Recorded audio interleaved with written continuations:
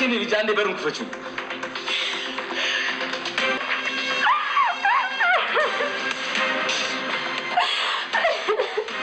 እባክሽን ልጅ አታልቅሽ። ከቤተሰብ ፍቅር የሚታወቀው ሊለዩ ሲሉ ነው። እባክህ አባይ፣ እኔ ከዚህ ቤተሰብ ተረጥዬ መኖር አልችልም።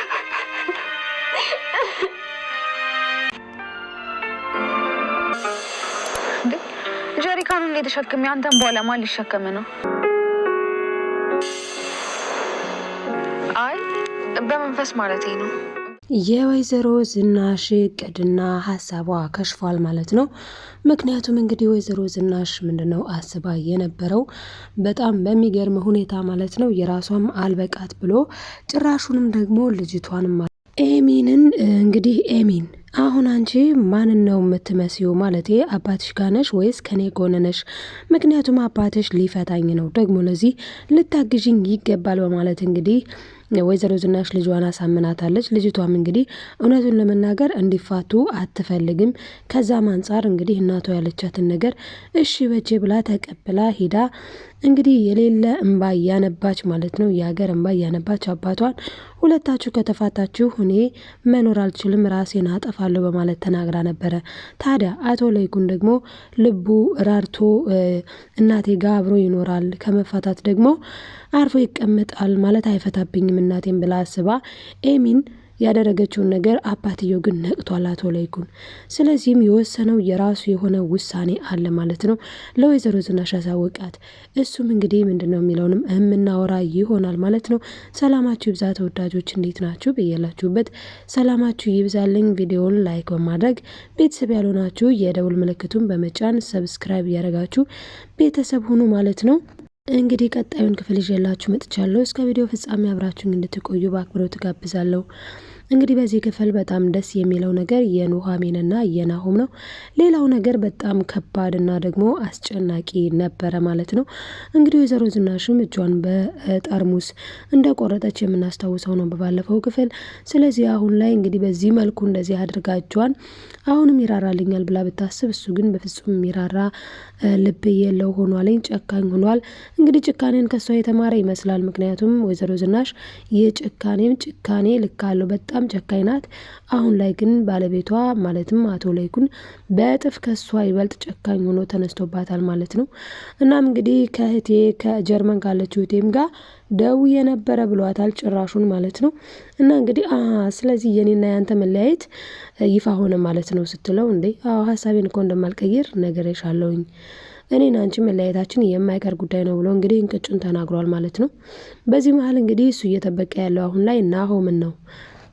ናሆም ሲመጣ ሁሉንም ነገር ማድረግ ያለብኝን ነገር በስሙ አድርጌ ከዛ በኋላ እጄን ለመንግስት እሰጣለሁ እያለ ነው። ስለዚህ ወይዘሮ ዝናሽና የአምራንም ሴራ ይከሽፋል። ምክንያቱም አምራን አሁን ላይ ምንም ነገር የላትም፣ እንደው እንኳን ይቅር የሚባል ስራ የላትም። ስለዚህ ተናገረች አልተናገረች ለወይዘሮ ዝናሽ የሚያመጣላት ምንም ፋይዳ የለም።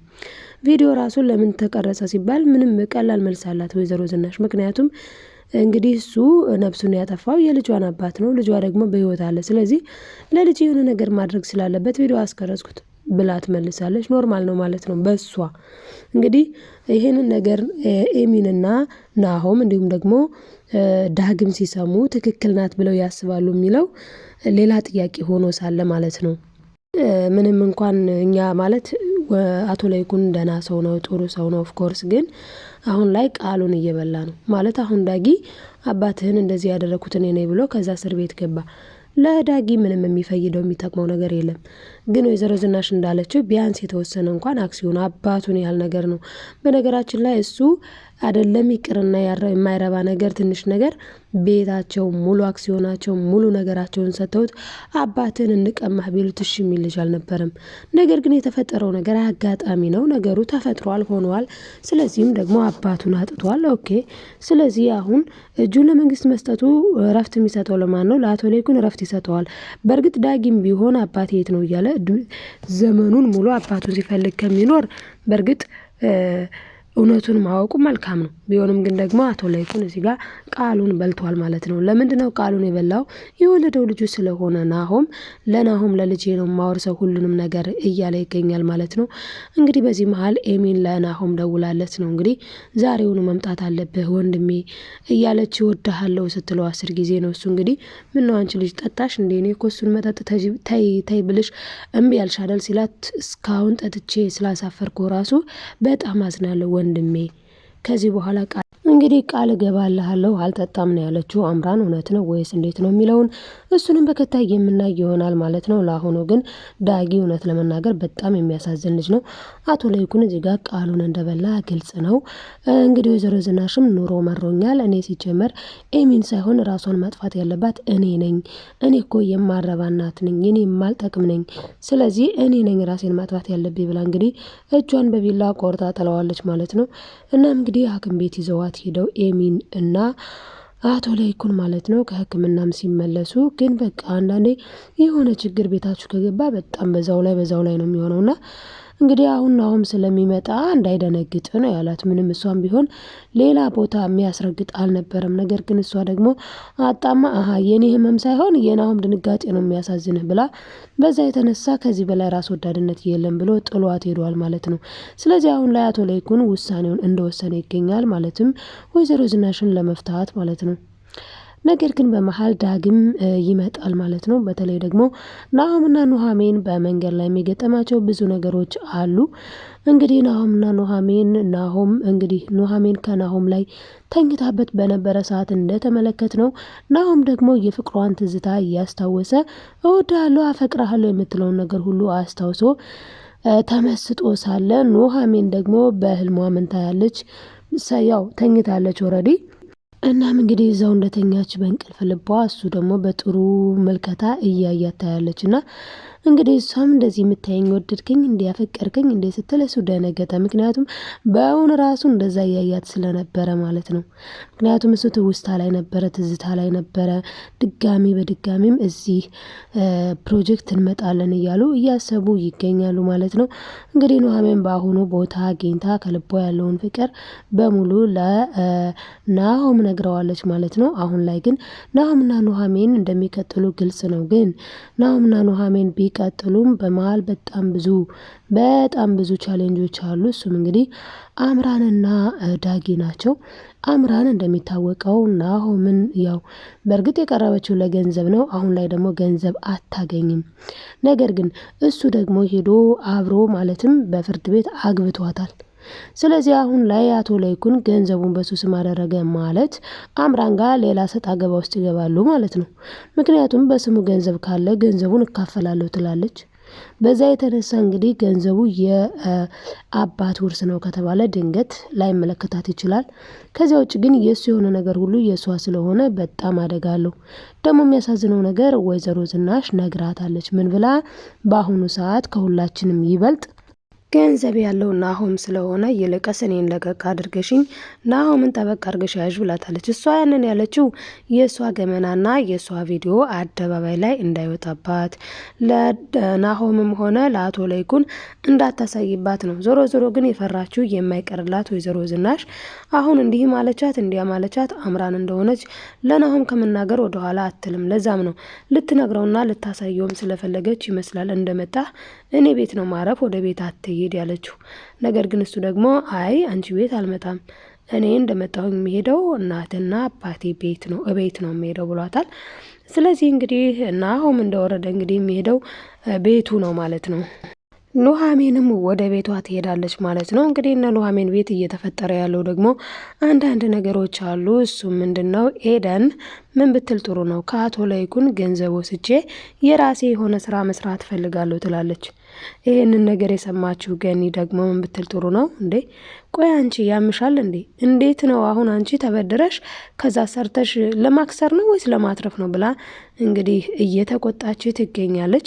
ታዲያ በዛ ሰዓት ያንን ወሬ ደግሞ ወይዘሮ ገነት ማለት ነው ለአቶ ተሰማ ትነግረዋለች። እኔ ይችን ልጅ አንድ ነገር ታደርጋት እንደሆነ አንድ ነገር አድርጋት፣ ያለዛ ግን ከዚህ ቤት መንቅሬ ነው ማስወጣት ትላለች የገዛ ልጇን። እናም እዚህ ጋር አቶ ተሰማ በጣም ነው የተደሰተው።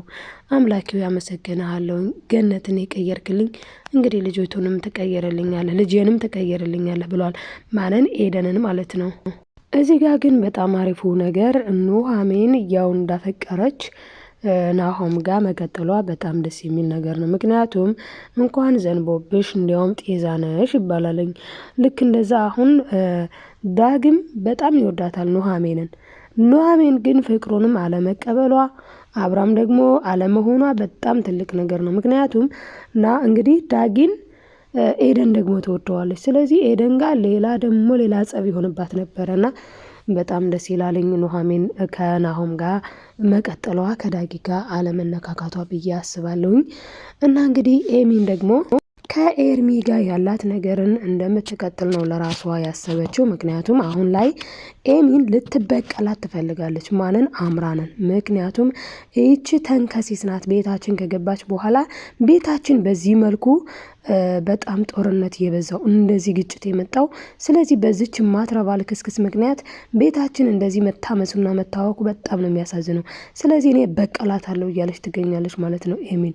ቆይ ኤሚን እንዴት ነው ልትበቀላት የምትችለው? በመጀመሪያ ደረጃ ወይዘሮ ዝናሽ ራሱ ነግራታለች። ኤሚን ምን አለች?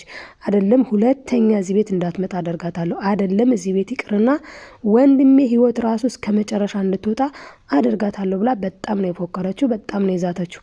በዚህ ሰዓት ታዲያ ወይዘሮ ዝናሽ ደግሞ እንዴ ቆይ እኔ ማድረግ ያልቻልኩትን አንቺ ማድረግ የምትችይው እንዴት ነው? እኔ እንኳን እኮ ማድረግ አልቻልኩም ብላ እንግዲህ ተናግራለች። ነገር ግን ኤሚን የተማመነችውን ተማምና ነው። ምክንያቱም ኤርሚ አሁን ላይ እያላት ያለው እውነት ከሆነ ምንድነው እያላት ያለው? አፈቅረሻለሁ፣ ሞትኩኝ፣ ሄድኩኝ ነው። ስለዚህ አሁን ላይ ኤሚን የአምራን የሆነ መረጃ ሁሉ ኤርሚ እጅ ስላለ እሱን ተቀብላ በሱ ወይም ደግሞ ራሱን ኤርሚን ልታናግረው ፈልጋ ይመስላል። ነገር ግን እኮ አምራንና ኤርሚ ተመካክረው ነው ኤሚንን እንዲያጠምዳት ያደረገችው። ይህንን ሚስጥር ሁላ ነግሯታል በእርግጥ ለኤሚን ቢሆንም ግን በስተመጨረሻም በቃ ከዚህ በኋላ አብረን እንሰራለን አይደል ተባብለው እኮ ተጨባብጠዋል። ማንና ማን?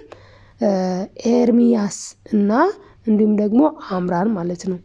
ስለዚህ አሁን ላይ ኤሚን ማንን ተማምና ነው? ምን አስባ ነው? እናቷን እርግጠኛ ሆና ነው እኔ ማደርገውን ያውቃለሁ እያለች ያለችው ማለት ነው። እንግዲህ ኤሚን ማንን ተማምና ነው? በእርግጥ ወንድሟም ማለት ወንድሜ ይሰማኛል ብላ አስባ ይመስለኛል። ግን ምክንያቱም አሁን ላይ ናሆም እንግዲህ እናቱም ነግረዋለች ከአንዴም ከሁለቴም ሶስቴ ልጄ እባክህ ከዚች ሴት ራቅ፣ እባክህ ከዚች ጭራቅ ራቅ በጣም ብዙ ጊዜ ብለዋለች። ያንን ሁሉ ግን ሊሰማ ፈቃደኛ አይደለም። እናም ድጋሜ ደግሞ ኑሃሚን ያቺ ሴት ግን ለምን እንደቀረበች ታውቃለህ አይደል ስትለው እንግዲህ ገጠር በነበረበት ሰዓት ማለት ነው። እኔ ቆይ ኑሃሚን ምን ላድርግ? አንቺም ያቺ ሴት ለገንዘብ ነው የቀረበች ያቺ ሴት ትይኛለሽ፣ እናቴም እንደዛው ትለኛለች። አምራን ደግሞ በእኔ ፊት እናንተ እንደምትሉት አይነት ነገር አታደርግም። ቆይ እንዴት ነው እኔ ምንድን ነው ማድረግ ያለብኝ ይላል። በነገራችን ላይ ናሆም አልገባውም እንጂ ለገንዘብ እንደቀረበችው ግልጽ ነው። በተደጋጋሚ እኮ ገንዘብ ገንዘብ ገንዘብ ገንዘብ ነው የምትለው። ኢቨን እንኳን ለምን እስካሁን ድረስ በአንተ ስም አላደረጉልህም? በስም ምንም ነገር የለም ወይ? ጥያቄዎቹ ራሱ እኮ እንዳለ ለገንዘብ እንደቀረበችው ግልጽ ነው። በዛ ላይ ደግሞ እዚህ ቤት ራሱ እናት አባቱ ቤት እዛ ቤት ካልሆነ መኖር አልፈልግም ብላ ተንደርድራ ስትመጣ ይህም ቢሆንም ያስነቃ ነገር ነው። እና ናሆም እንዴት አድርጎ ቤተኛ ነው ይህን ሁሉ ነገር ማስተዋል ያቃተው? እውነት እና መንቃት አለበት። ኑሃሚን በእርግጥ አሁን ላይ በፍቅሯ ማርከዋለች ማለት ነው። ውስጧ ላይ ያለውን ፍቅር ስትነግረው እሱ ደግሞ እንግዲህ ተስተጋብቶበታል። እና እንግዲህ ፍቅር በልምድ ይመጣል የሚባለው ነገር እዚህ ጋር ይሰራል ማለት ነው። ስለዚህ ኤሚን ደግሞ ተነቅቶባታል፣ አባቷ ነቅቶባታል።